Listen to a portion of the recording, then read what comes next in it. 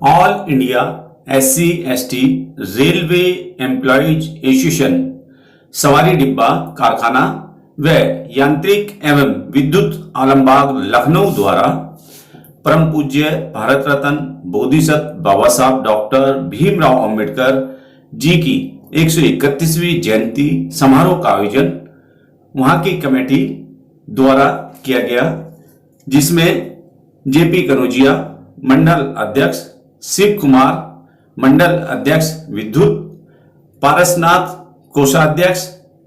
राम कैलाश मंडल सचिव विद्युत, राजेश कुमार मंडल सचिव द्वारा किया गया, जिसमें मुख्य अतिथि अशोक कुमार राष्ट्रीय महामंत्री all India SC ST railway employees association, doctor BP Ashok IPS, विशिष्ट अतिथि प्रेम सिंह जोनल अध्यक्ष उत्तर railway SC ST railway employees association, इसके अलावा पदम सिंह अपर सचिव zonal all India SC ST railway employees association, YR Sagar legal adviser zonal, मुख्य वक्ता राजेश चंद्रा सचिव उत्तर प्रदेश सरकार, professor Shashi Kumar BBAU Lucknow, Milind Raj Anand BBAU Lucknow. कार्यक्रम की अध्यक्षता डॉक्टर विवेक खरे मुख्य कारखाना प्रबंधक आलमबाग लखनऊ द्वारा की गई। साथ ही सांस्कृतिक कार्यक्रम मालती राव व साथी कलाकारों द्वारा प्रस्तुति दी गई। कार्यक्रम का शुभारंभ बुद्ध वंदना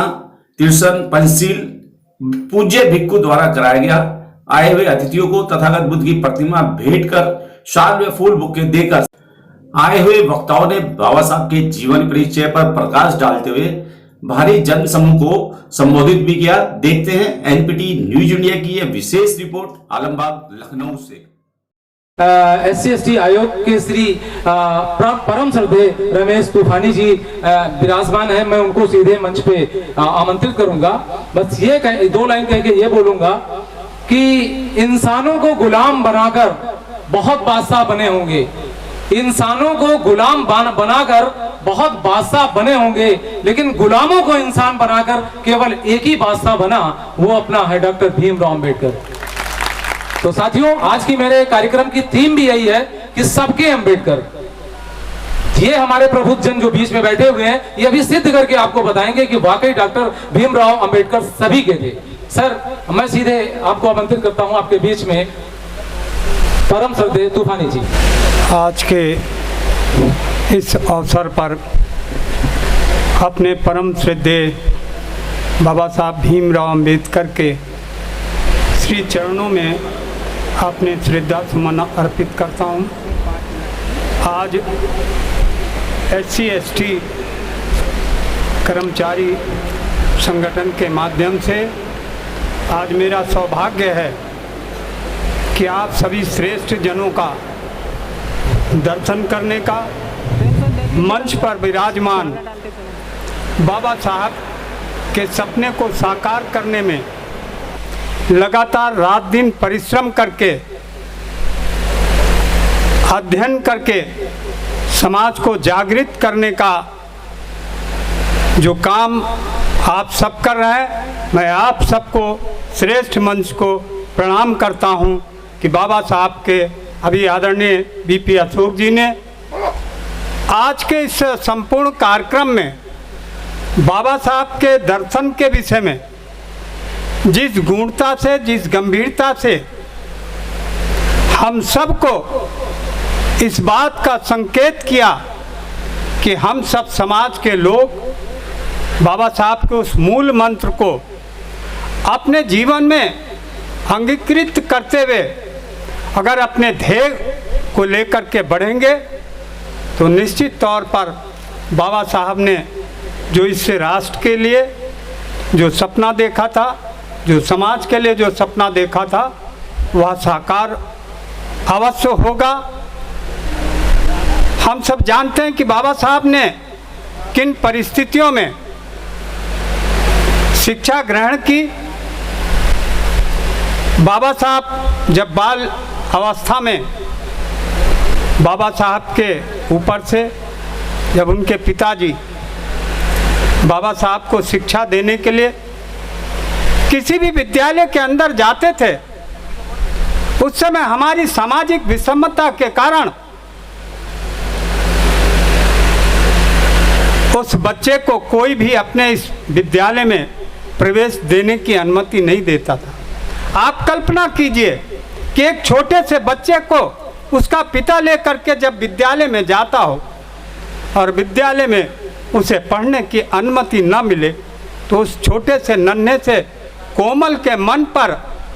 कितना जबरदस्त प्रभाव पड़ता होगा, कितनी वेदना उसे होती होगी। लेकिन उनके गुरु ने ले जा करके जब विद्यालय में बड़े प्रयास के बाद उन्हें शिक्षा देने की अनुमति इस शर्त के साथ दी गई कि विद्यालय के बाहर जहां सारे बच्चे बैठे होंगे उसके बाहर जा करके आपको पढ़ना होगा। जहां सारे बच्चे पीने का पानी पीते हैं उसे हाथ नहीं लगाना होगा। लेकिन इन शर्तों के साथ उनके गुरु ने बाबा साहब को शिक्षा देने का जो संकल्प लिया था, और उस विषम परिस्थिति में भी बाबा साहब ने आज श्रेष्ठ विद्वानों में की श्रेणी में अपना नाम अंकित कराने का काम किया। बाबा साहब भीमराव अंबेडकर ने भारत के उस लोकतंत्र को एक समाज सुधारक के रूप में, एक अर्थशास्त्री के रूप में और एक न्यायविद, कानूनविद के माध्यम से जो सर्वग्राही योग्यता अपने जीवन में अर्जित की, आज जिस लोकतंत्र में हम सब लोकतंत्र के माध्यम से इस समृद्धशाली राष्ट्र के निर्माण में बाबा साहब का जो हम सबको दिया हुआ संविधान है, उस संविधान के माध्यम से अभी आदरणीय बीपी अशोक जी हम सबको बता रहे थे कि किस प्रकार से संविधान की बुनियाद किसी राष्ट्र को मजबूती के साथ आगे बढ़ने में हमें दिशा प्रदान करता है। मित्रों, जिस समय संविधान देश आज़ाद हुआ, संविधान लिखने की बात आई, बहुत से विचारकों ने कहा कि विदेशों से जाकर के भारत का संविधान लिखवाया जाए। लेकिन कुछ लोगों ने ये राय दी कि अगर हम विदेशों से अपने देश का संविधान लिखाएंगे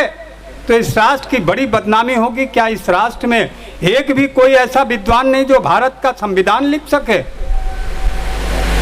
और फिर निर्णय हुआ,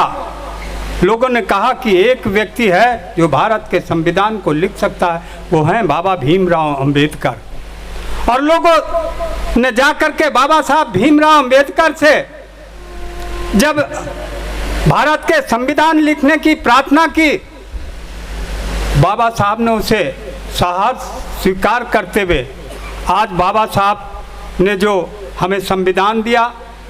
लोकतंत्र में जो हमें बाबा साहब ने समाज के विभिन्न वर्गों से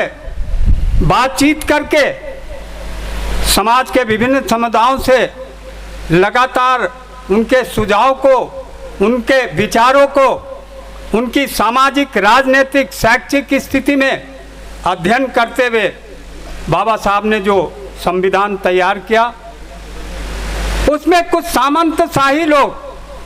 चाहते थे इस देश में संविधान में ऐसी व्यवस्था हो कि जो समाज पढ़ा लिखा हो वही उसे मत देने का अधिकार हो। लेकिन बाबा साहब जानते थे कि इस देश के अंदर अगर हमने इस सुझाव को स्वीकार कर लिया तो सामंतशाही शक्तियां इस देश में राज करेंगी। उन्होंने इस चीज को खारिज करते हुए कहा कि इस देश के गरीब व्यक्ति और चाहे धनाढ्य व्यक्ति हो चाहे पढ़ा लिखा व्यक्ति हो, मत देने का अधिकार अगर किसी पूंजीपति को है तो एक गरीब में झोपड़ी में रहने वाले इंसान को मत का अधिकार उतना ही बराबर होगा। और उसी अधिकार के कारण आज भारत का लोकतंत्र समृद्धशाली तरीके से, मजबूत तरीके से, क्योंकि हमें मत का अधिकार समान रूप से होने के लिए आज चाहे गरीब हो अमीर हो, उसके एक वोट से समाज के अंदर, देश के अंदर परिवर्तन किया जा सकता है। और ये परिवर्तन इसलिए है कि समाज का बहुत बड़ा वर्ग आज अपने मताधिकार का प्रयोग कर रहा है। मित्रों, आज महिलाओं को समानता का अधिकार देने की बात, पुरुष प्रधान देश होने के कारण बात आई कि महिलाओं को मत से वंचित किया जाए।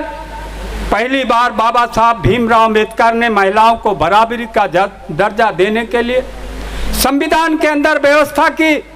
कि अगर जितना पुरुष को अधिकार है उतना ही महिलाओं को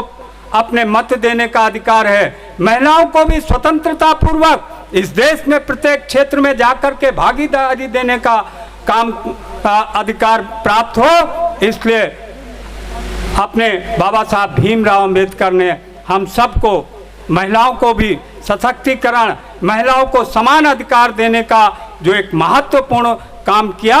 आज उसके कारण आज महिलाएं भी समाज के विभिन्न क्षेत्रों में अग्रणी होकर के समाज में काम कर रहे हैं। मित्रों, आज बाबा साहब ने अनेक ऐसे जिस संविधान को लिखा है, उस संविधान के आलोक में इस देश की सुदृढ़ व्यवस्था, सुव्यवस्थित व्यवस्था, समता और ममता युक्त समाज का कैसे निर्माण हो, उस दिशा में आज भारतवर्ष अग्रणी भूमिका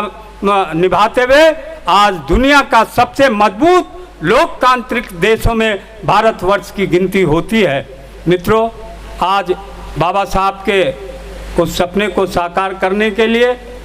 मैं ज़्यादा लंबी बात नहीं कहना चाहता हूँ, क्योंकि मंच पर बड़े श्रेष्ठ लोग, विद्वान लोग यहाँ पर बाबा साहब पर अध्ययन करके समाज में जागृत पैदा करने का काम कर रहे हैं। हमारे आदरणीय अशोक कुमार जी, जो अपने राष्ट्रीय कर्मचारी संघ के राष्ट्रीय महामंत्री हैं, पूरे देश में आप सब कर्मचारियों की आवाज़ को उठाने के लिए, आप सब कर्मचारियों के अधिकारों की लड़ाई लड़ने के लिए बाबा साहब के द्वारा रचित संविधान के आलोक में रह करके आज पूरे देश में आप सबकी लड़ाई लड़ रहे हैं। ऐसे विद्वान अशोक जी को भी यहाँ पर मंच पर मौजूद हैं। मैं अपने आयोजक गण को बहुत बहुत साधुवाद देता हूँ कि बाबा साहब के, भीमराव अंबेडकर जी की जन्म शताब्दी के अनेक कार्यक्रम लगातार आपके माध्यम से समाज के विभिन्न क्षेत्रों में आप काम कर रहे हैं। इसी प्रकार से आपके इस काम के लिए मैं आपको बहुत बहुत साधुवाद और धन्यवाद देता हूं और अपनी वाणी को यहीं पर विराम देता हूं। जय भीम, जय भारत।